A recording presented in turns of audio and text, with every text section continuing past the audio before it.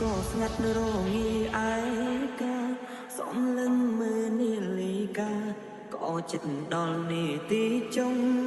ក្រោយពីងទូរស័ព្ទមើលរូបថតអនុសាសន៍ដិតដាំនៅឡើយព្រមពុំយើងបែកគ្នាហើយសល់ត្រឹមការចងចាំសុំព្រាមុនដែលបង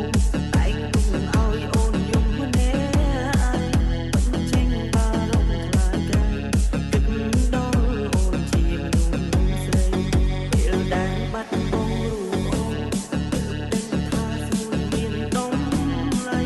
អាចទេចង់សុំឲ្យថ្លៃត្រឡប់មកបែកបងដូចឆ្នាំមុនទេត្រូវនៅឆ្លងឆ្នាំនេះមានអូនកាន់ដៃប្រឡាយលើកំជ្រួតជាមួយគ្នាឡើយ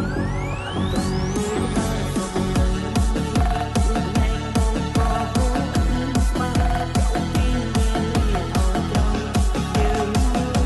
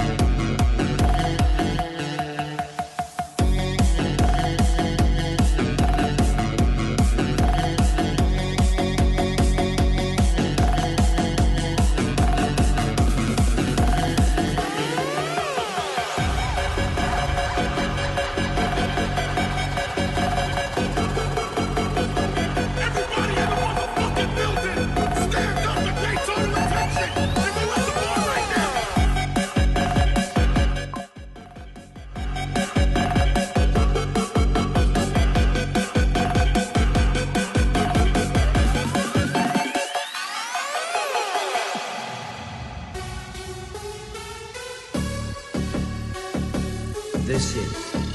3 PM.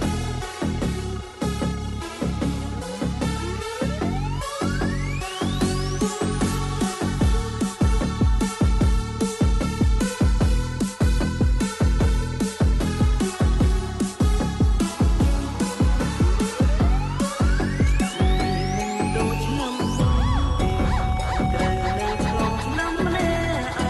មានអូនកាន់ដៃប្រឡាយលើកំជួតជាមួយគ្នាឡើយបានត្រឹមមួយក្បាលសុំនៅនេះទឹកភ្នែកបងក៏ហូរឥតស្បើយចង់ទាញវេលាថយក្រោយយើងមើលកំជួតរួម